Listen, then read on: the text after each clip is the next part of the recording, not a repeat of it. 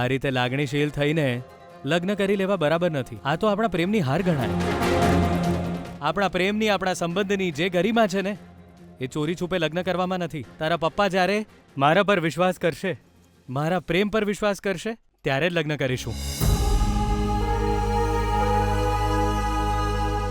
મારી સાથે લગ્ન થયા પછી તારા પપ્પાનો ગુસ્સો ઠંડો થઈ જશે.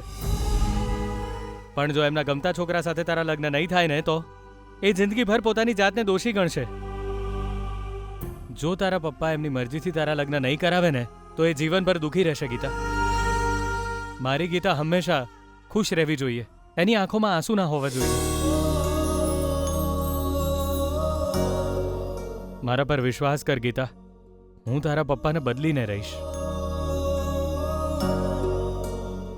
આવી વાતો તું કરે છે? ખરેખર? હા ગીતા, હું જ કહું છું. હું તને બહુ જ પ્રેમ કરું છું, એટલે તારી મર્યાદા, તારું સ્વાભિમાન મારી જવાબદારી છે. તું જ તો કહેતી હતી ને કે પહેલા તું મારા પપ્પાને વ્યવસ્થિત રીતે મનાવી લે. હવે તું જ તારો નિર્ણય બદલી નાખે તો કેવી રીતે ચાલશે?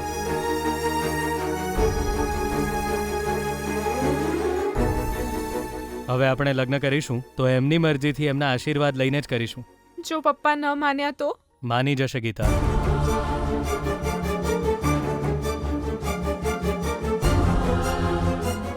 એ વિજય, શું થઈ ગયું છે તને? ગીતા તારા માટે એનું ઘર, એના મમ્મી પપ્પાને છોડીને આવી ગઈ છે, અને તું આવી વાતો કરી રહ્યો છે? વિજય, જો આજે તમારા બંનેના લગ્ન ન થયા તો પછી ક્યારેય નહીં થઈ શકે.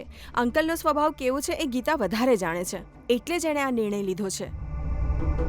જો વિજય, તમે બંને લગ્ન કરીને બીજા શહેરમાં જતા રહો. તમે ખુશ રહેશો, અમે તમારી સાથે જ છીએ. હું ડરી ગયો છું એટલે આવું નથી કહી રહ્યો દોસ્તો. સિચ્યુએશનથી ડરીને ભાગી જવાની મારી આદત નથી. હું એવું ક્યારેય નહીં કરી શકું, અને ના તો ગીતા કરી શકશે. પણ પોતાના પ્રેમને ખોવાના ડરને કારણે એણે આ પગલું ભર્યું છે. પણ આપણે પ્રેમમાં હારવાનું નથી, જીતવાનું છે. જે નક્કી કર્યું છે એ કરીને રહીશું. જો ભાગી જઈશું તો એકબીજા સાથે નજર નહીં મેળવી શકીએ. બધાના આશીર્વાદ હોય તો જ આપણા લગ્ન સફળ થઈ શકે ને.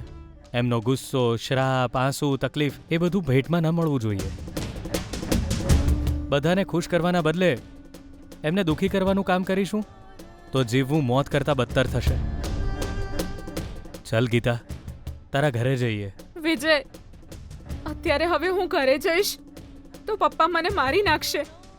અત્યાર સુધી તો એમને બધું ખબર પડી ગયું હશે. વિજય,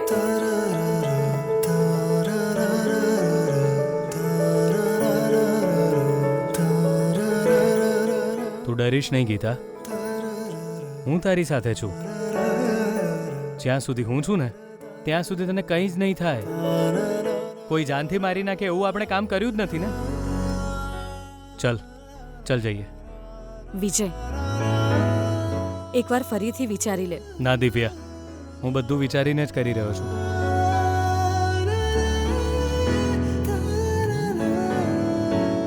આહા, કેટલા સરસ વિચારો છે તમારા.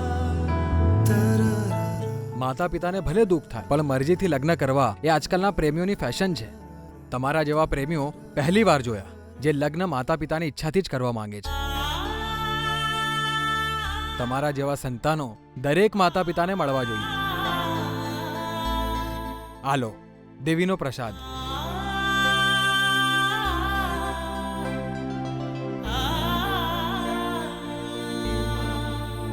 પહેરી લે બેટા.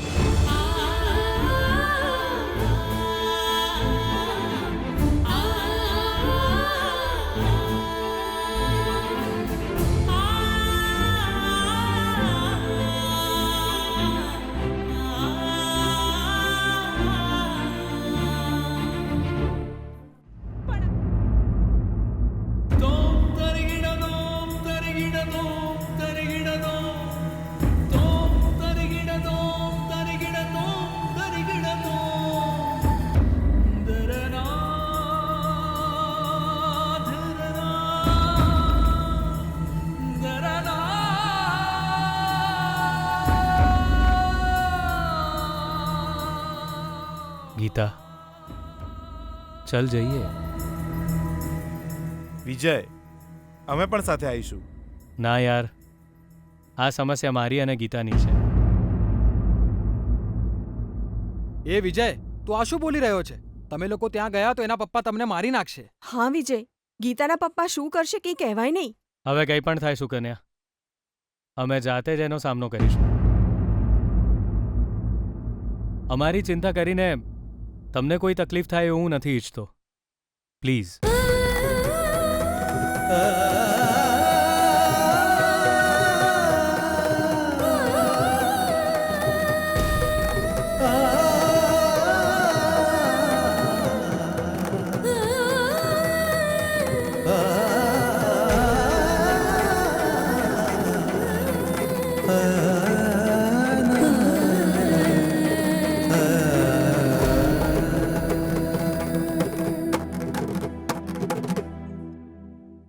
એટલે ગીતાને આવું વાહિયાત કામ કરવાની સલાહ મારી પત્નીએ આપી?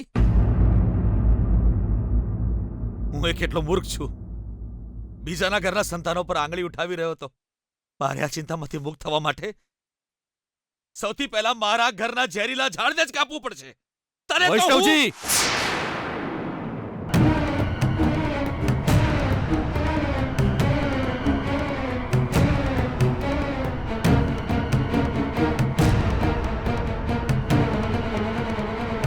તમે તો વાત વાત પર મારવા ઊભા થઈ જાઓ છો.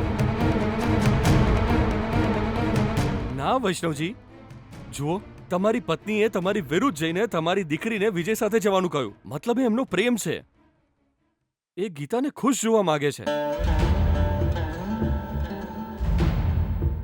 અને ગીતા પણ 6 દિવસમાં મનમોહન સાથેના લગ્ન છે એવું જાણે છે, છતાં એ વિજયને મંદિર લઈ ગઈ અને એણે વિજયને મંગળસૂત્ર પહેરાવવાનું કહ્યું. મતલબ સમજવાનો પ્રયત્ન કરો કે બંને એકબીજાને કેટલો પ્રેમ કરે છે.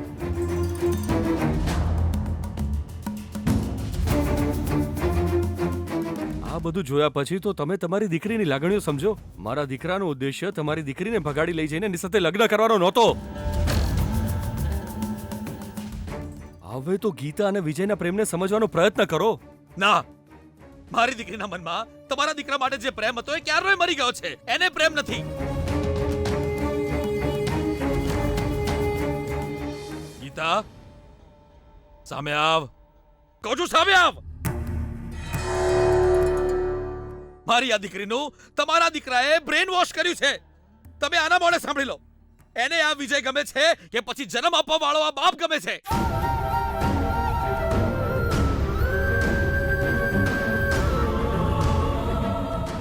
હું તમને લખીને આપી શકું કે મારી દીકરીના મોઢામાંથી મારું જ નામ નીકળશે.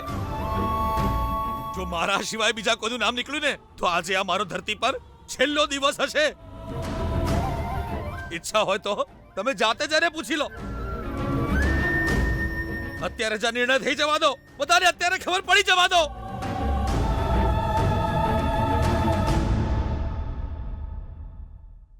ગીતા, બોલ બેટા. હવે તું તારા મનની વાત કહી દે બેટા.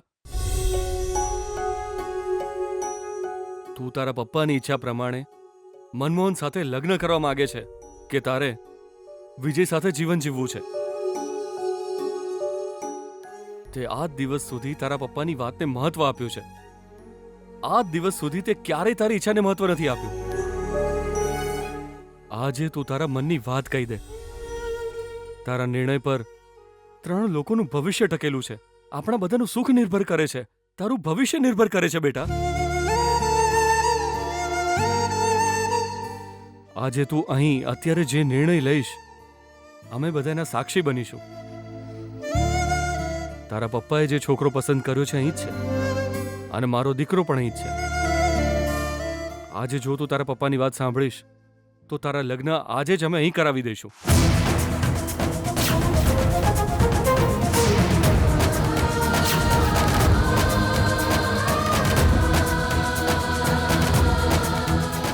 બહુ સારી વાત કહી તમે. બહુ સારી વાત. જો બેટા, આવી તક કોઈને મળતી નથી હોતી.